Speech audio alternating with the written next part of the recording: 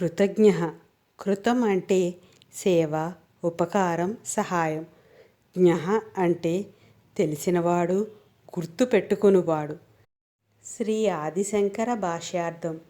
కృతం స్వయమేవ కృతజ్ఞ ఇతి అంటే భక్తుడు చేసే పూజ, నామస్మరణ, జపం, తపస్సు వంటి చిన్న చిన్న కర్మల్ని ఎంతో విలువైనవిగా భావించి వాటిని గుర్తుంచుకుని వాటికి ప్రతిఫలమిచ్చే గుణము కలవాడు కృతజ్ఞుడు.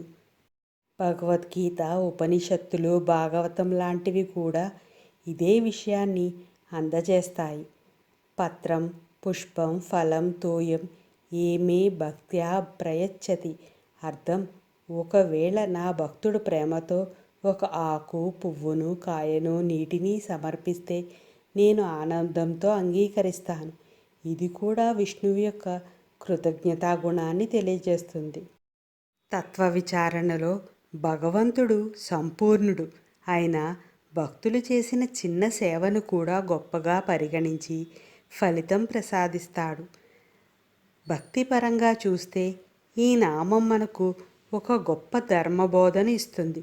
మనం చేసే ప్రతి సత్కార్యము, సేవ, భక్తి ఆయన దృష్టిలో విలువైనదే. కృతజ్ఞ అనే నామము విష్ణువు యొక్క హృదయ వైదార్యాన్ని, భక్తుల పట్ల ఉన్న అపార సానుభూతిని ప్రతిబింబించే సత్యస్వరూపము.